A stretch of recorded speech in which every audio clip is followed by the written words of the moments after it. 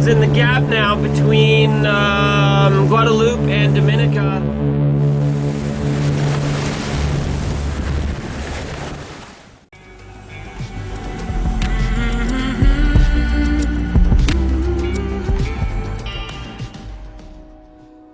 It's December of 2019. The girls of WildChild are trying to make a 110 nautical mile jump from Guadeloupe to Martinique. The weather forecast says that we're going to be okay. It says that conditions are going to be fine. But what we don't know is there are storms developing out in the Atlantic Ocean, and they're going to pummel the living crap out of us tonight.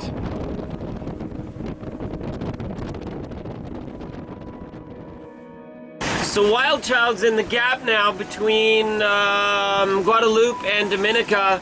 You can see we're like 21/7 and we're pretty reefed, but we're now exposed to the waves and they're not that bad like they were 10 feet on the other side. We're taking them from the side and they're not pounding and slapping so bad. So maybe we're okay for this opening, for this gap. I mean, it's sporty and we're reefed, but we're doing it well. The gap that I'm referring to is that generally the trade winds will always come from the east. So when we are on the leeward side of the islands protect us from the wind and waves. Conditions are calmer. But between the islands, in the gap between the land masses, the waves pile in and the full force of the wind gets funneled into there. So the sailing conditions in the gaps are far worse than the sailing conditions in the lee of the islands.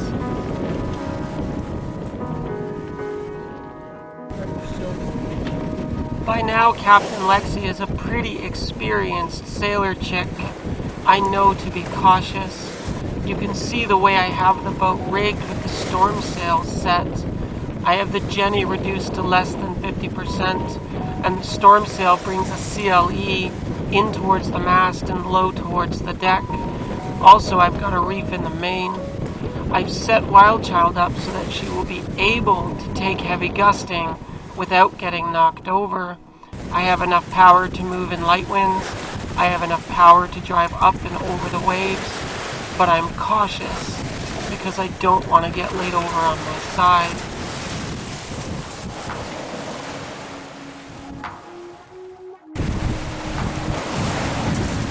One of the universal laws of nature is that the waves never show up on camera. It never looks like anything. And I'm not saying that we're in rough conditions. I've chosen a good weather window. This is a reasonably calm ocean. But it takes a beating on your body. It takes a toll on you as you're flexing every muscle to stay vertical, to react to the forefoot up and down and left and right that your body's going through. And this never is appreciated by those of you watching from home.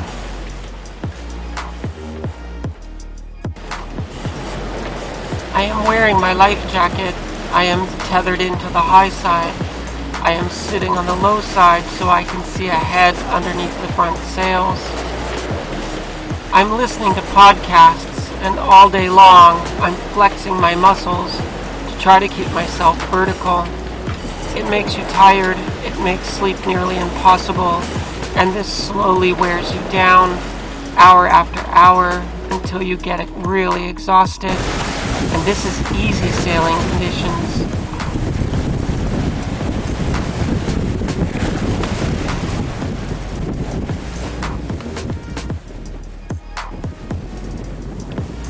Elena has been sailing with me for a long time, but she's still a baby sailor. She's still a novice. I've arranged with her that she's going to take the helm when we're in the easy waters in the lee of the islands, so I can try and get some rest. I will take the helm for the hard sailing in the gaps between the islands. I will do everything difficult. She will do everything easy. This is the first gap between Guadeloupe and Dominica, and it goes fine.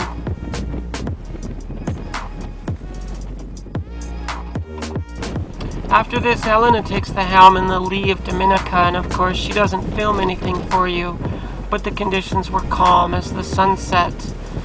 Then, after dark, she wakes me up to say we're beginning to approach the second gap. I get up in the dark and take over the helm. Elena goes down below to sleep. We enter the second gap, and although it's sporty, it seems fine. What I don't realize is that nasty little storm cells have been developing in the Atlantic Ocean. They're coming this way, and they're about to beat the living crap out of us. All of this happens in total darkness, so I have no video footage for you. We were about midway through the gap when it hit us. I'm able to see on the instruments that there's an AIS boat about 2 miles behind me, and I know from the radio there's another French boat out here somewheres. I'm at the helm and I'm paying close attention when all of a sudden I can feel the air temperature begin to drop. It suddenly gets cold and there's a lull in the wind. I'm smart enough to know something's coming. There's a sound in the distance like an approaching freight train. Then wham! All of a sudden we get hit by a wall of wind. 50 knots lays the boat over. The mast is going down towards the water. Suddenly the boat is shaking violently. She's heeled over. Elena comes running up from down below and stands in the companionway at the ready. We both look at each other, eyes frozen with terror. This is horrifying, and there's no escape for us. Although I am mostly filled with chicken blood, I'm actually a wise and experienced blue water sailing captain. I know what to do. I'm able to stay calm and to think. The winds gust up to 50 knots, sustained at 40 for the first 5 minutes, and come down to a sustained 30 for the next 15 minutes. It's extremely rough, but what do? I tell the autopilot to turn 10 degrees towards the wind. I turn into it. Traditional wisdom is to turn away from the storm and run downwind, take it on the back quarter. I can see on the AIS that that's exactly what the 50-foot boat behind me does. But then as I watch on the AIS, I watch that guy get the living crap kicked out of him. His boat is suddenly circling and going every random direction. It's clearly out of control. He may have broken something, or he may not know what he's doing, but clearly the guy's spinning in circles. Something is wrong. The emergency beacon on our radio begins to alarm. The VHF is screaming at us. The French guy out here somewhere is without AIS. His boat is broken and sinking. We can hear him talking in French to the French Coast Guard in Martinique. They're desperate, they're scared, and they're calling for rescue. They're abandoning their boat. So, it's the middle of the night now, and we generally can't film very much for you in the dark. So we were crossing southbound between Dominica and heading towards Martinique. We got pounded by a storm. We had a sailboat 2 miles off our port side, Spirit of La Fleur, and we got hammered by like 30 sustained, gusting to 38 knots of wind. Now, WildChild is a good girl, and we had her pretty heavily reefed. So, just very strong, very strong winds. Like, when that storm front hit, it packed a punch. It laid us over, like, just raining buckets, put us over. We watched on the AIS, the boat beside us started kind of doing circles. There's a distress call on the VHF now. 1 minute away. That's correct? I can't get all the details, but somebody out here got hurt by that. I can hear the French, I can hear the French Coast Guard talking to a vessel in distress. 59 minutes. We tried hailing the sailboat beside us, Spirit of La Fleur, that when we got hit, they we saw them on AIS, looks like they're having trouble, they're not responding. So I'm not sure if they're in trouble or not. WildChild's okay now. We got the engine on because at the backside, the winds died and so did our speed. We got through it. It was like 10 minutes of very intense, holy crap, like, is anything gonna break? But we're fine now. We're two very tough chicks and WildChild's a very tough girl. Let's try not to do that again. There were 3 sailboats out in that gap that night when we got pummeled by that first storm. One got sunk, the other one got wrecked, and the third one, WildChild, was absolutely fine. The difference was the wisdom of the captain.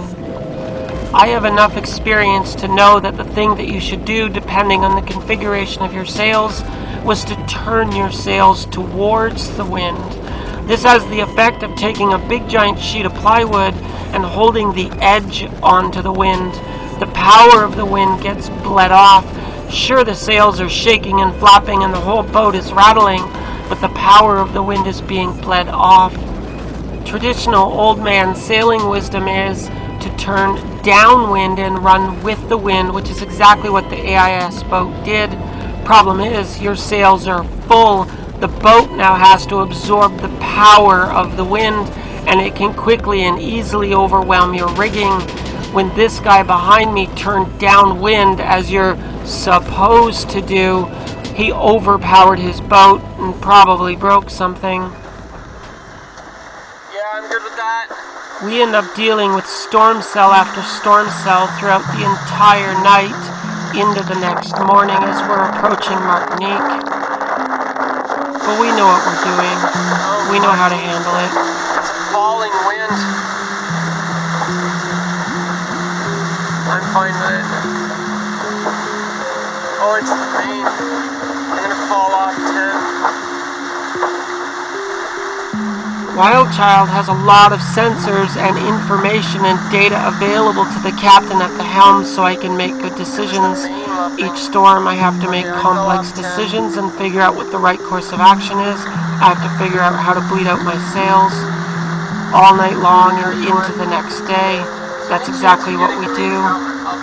And we do a great job at it.